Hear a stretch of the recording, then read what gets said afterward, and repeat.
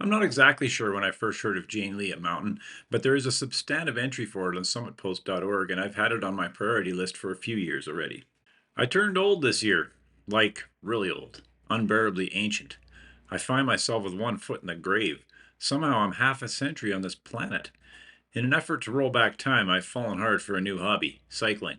I bought a 2022 Salsa Cutthroat gravel bike on Kijiji, and I figured the relatively smooth Little Elbow Trail would be the perfect inaugural backcountry ride. I pedaled off up the quiet road on July 3rd at 0700 under a gorgeously clear sky.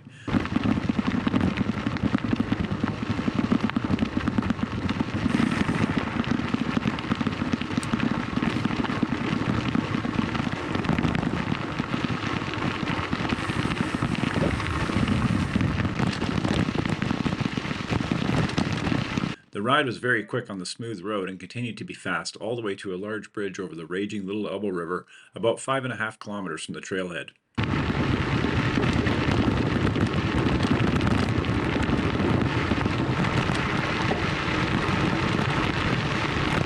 I might be ancient, but I didn't feel it as I enjoyed the workout from the river crossing to the Romulus campground about 6.5 kilometers further up trail.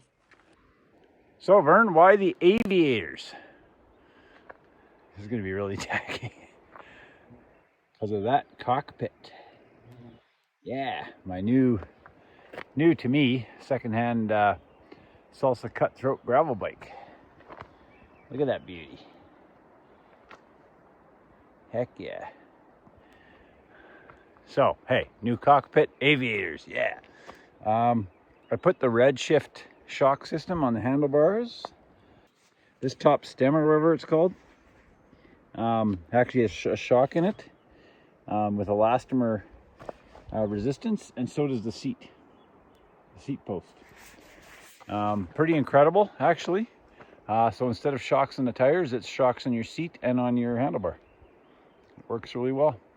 And the trail steepened after the Romulus campground. In only 3 kilometers, the trail went from 1800 to 1950 meters, and most of that 150-meter gain was immediately after crossing a side stream near the campground.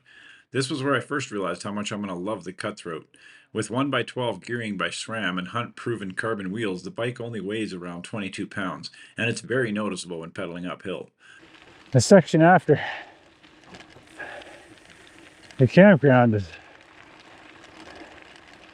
consistently uphill. So far, anyway. At the 15-kilometer mark, I found myself at a huge washout leading down to the Little Elbow River and near my planned east-facing gully to the north ridge of Janelea, high above. I am on a very obvious trail descending to the river. So that's interesting.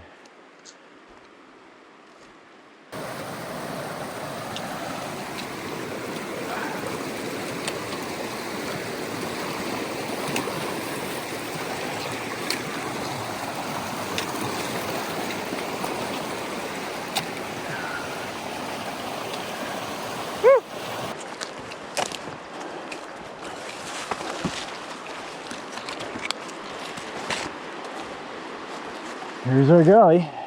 So far, everything was working out exactly how I planned it. The weather was perfect, and after a short creek and willow whack, I found myself on sparsely vegetated slopes leading up beside the Ascent drainage. Even better, I was on a sheep track.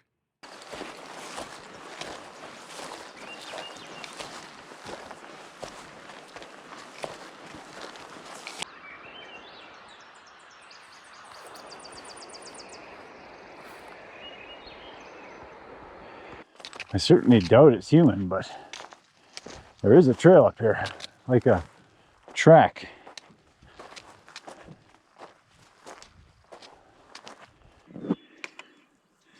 Look at those meadows. What a beautiful sight. That doesn't look too bad. Haha! And I have running water. Phew! As the drainage slowly curved left, I descended into it and proceeded easily up on a mix of slabs and stone steps. I was relieved to find running water as the sun was getting rather hot, and for some reason, probably my friggin' age, I forgot to fill my water bottle in the river when I'd crossed it below.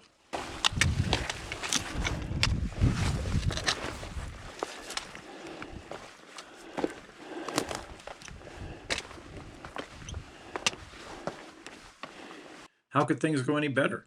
A great bike approach, hardly any bushwhacking, a fun, easy ascent drainage with running water, and it continued. The drainage not only got much steeper the higher it went, it also became more fun. Tackling steep, slabby terrain on my Arc'teryx Cyclone Pro running shoes was a great test of their grip, and they had plenty. Solid grippy rock? What? What? Ridiculous. Ridiculous.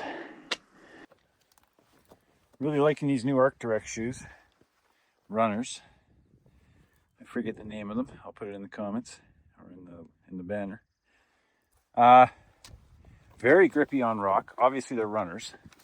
I mean, I walked 60, 70, 80K in them last weekend with hundreds of meters of height gain and have no blisters.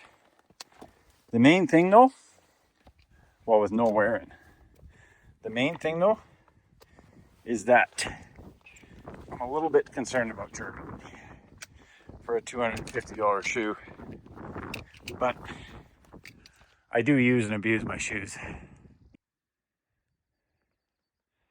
Nice little choose your adventure scenario. Yeah, back to the shoes. So very grippy, very comfortable. Of course, there always has to be a compromise. And I would say with these shoes, it's probably durability and edging. Because I mean, technically they are not scrambling shoes, right? So they're not going to be as good as my other ones. My feet got horribly uncomfortable in the scrambling shoes. These fit me like a glove in the store already, which is why I bought them. Yeah, just a little bit of fun scrambling. Not totally necessary, but hey, when you have dry rock and good soles,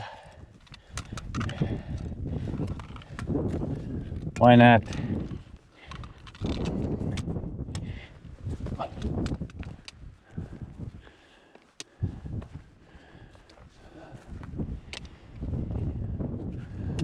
Nicely done. Yeah, I could have gone up there and around and up, but didn't feel like the scree. I guess I'm not completely escaping scree on this one. Oh, all good. A few hundred meters from the north end of the North Ridge, my luck started to turn a little bit. Slab and step terrain turned into more typical rubble and scree. As I continued upward, I noticed that the bits of the North Ridge that I could see were looking quite a bit more complex than it did from space on the satellite images I'd used for planning. Funny how that happens, eh? I deviated the first obvious complexity on climbers left on a sheep trail and then proceeded along the ridge crest, first on easy sheep trails and then on loose, blocky, exposed terrain.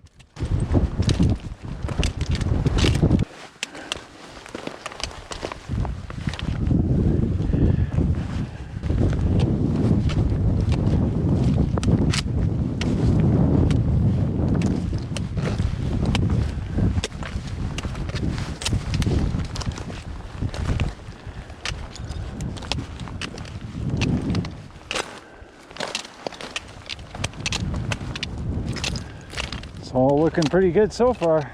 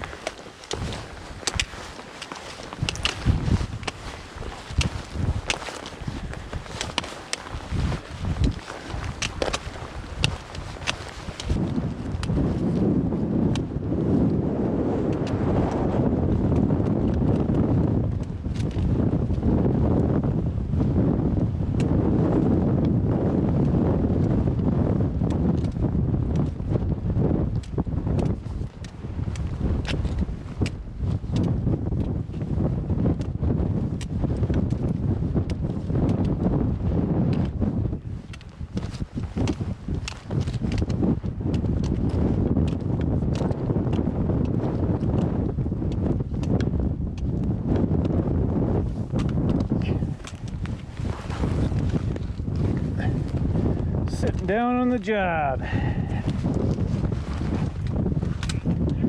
Sometimes it's got to be done.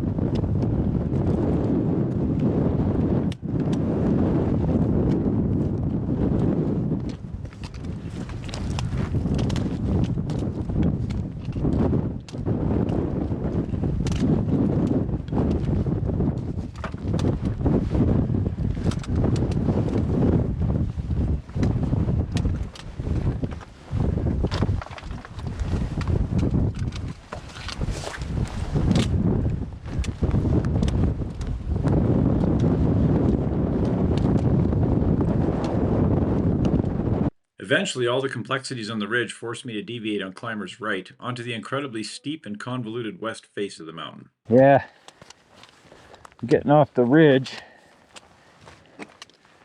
because it's gonna waste a lot of time. Now I'm realizing I should have stayed low.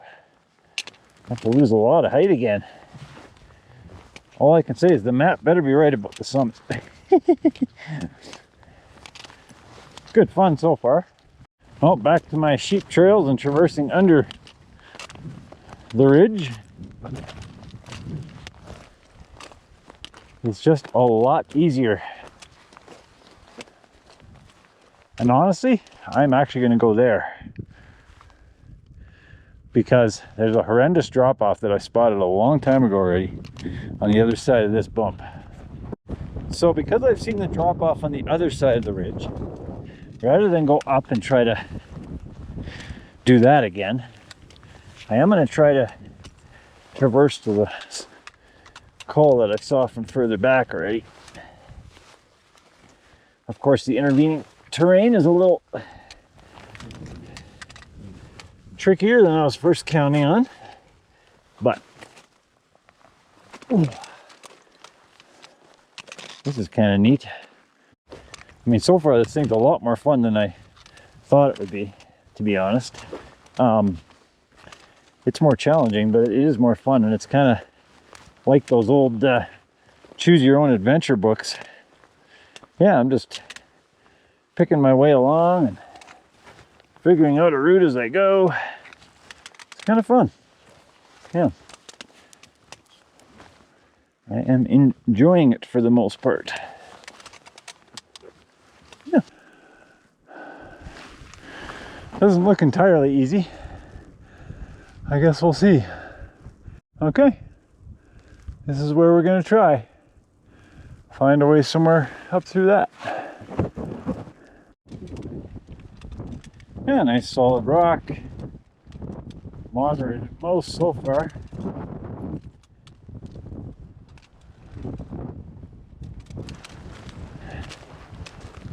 Janelea. Oh, that looks the same height though. Ah, no, it's a little higher. Not much. That's a lot of traversing for probably 1 meter of height. Old register when it's a glass jar with a rusted cap.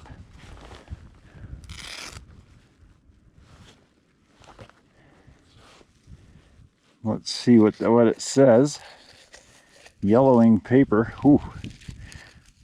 Falling apart actually. Kevin Barton Scott Berry, 2016, almost 10 years ago.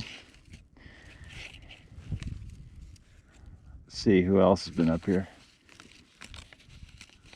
Ooh.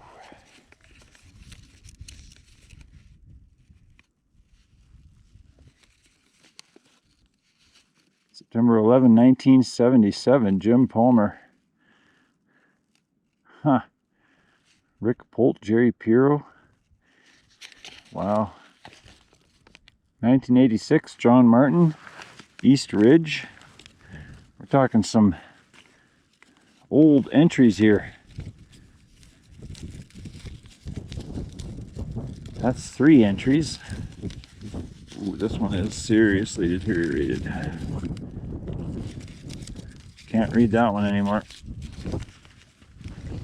Let's see what this one says. D. Smith. Hey, this one's as old as I am. Wow. Janelea Mountain. Esteporosk. D. Smith, July 3rd, 1975. Ascent by North. Same as me, boys. Wow. Cool. As I strongly suspected, I was only the 6th party to record my ascent in the deteriorating 50-year-old register. We shared a moment where I told it not to feel bad. I'm a deteriorating 50-year-old too. With Glasgow, Cornwall, and Outlaw dominating to the east, and Tombstone, Cougar, Burns, Ray, and Alpaca to the north. Joram, Burney, Blaine, Brock, Hood, Pakenham, and Evan Thomas marched north to the west in a stern line of Rocky's intimidation. For some reason, I decided to try a slightly lower line across the west face rather than my higher approach route on return. This worked really good for a few hundred meters, and then it didn't anymore. Okay, let's see. Nice. Wow. I'll tell you, I got some spidey sense going on today for roots. I mean, look at this. Just a nice ramp all the way. So on the left, I was above all this, which also worked. Man, there's lots of holes and caves in here. So cool. Look at that. Huge mouth on the mountain. So cool. Yeah, there's my escape ramp that I found by accident. To bypass a whole bunch of cliffs and mouths. I mean, we're talking some serious cliffs above me here. Yeah, that's the ramp that came down. All right, well, let's see. I've reached the point where traversing is silly and too complex. So now I'm gonna go up and find my ascent track. It's totally fine. I just crossed a gully that's very easy to go up. So that's what I'm gonna do. It's all good. Go up at this point. I could certainly traverse. Maybe traverse one more time. I don't know.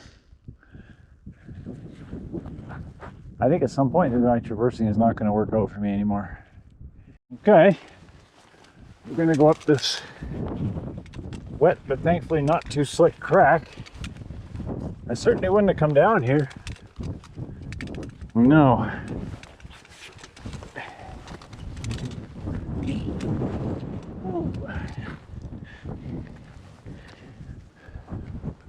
But there's just enough grip to make it.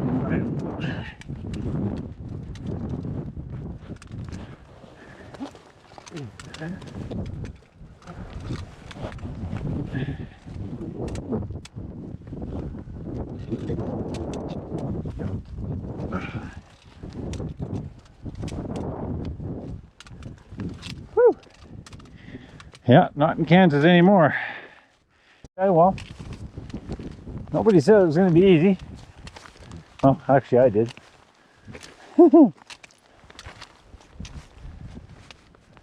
Good stuff. Alrighty. Hey, hey. Back on the sheep highway, back moving now again a little bit.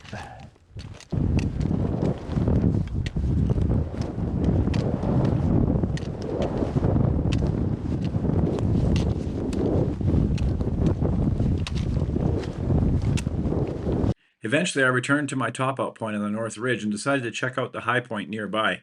I suspected it likely wasn't much lower than the true summit, and indeed, it's not. But it is definitely lower, so don't get your hopes up.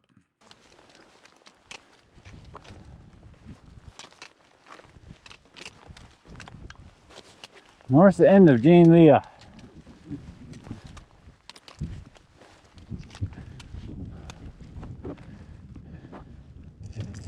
I don't think it's that much lower.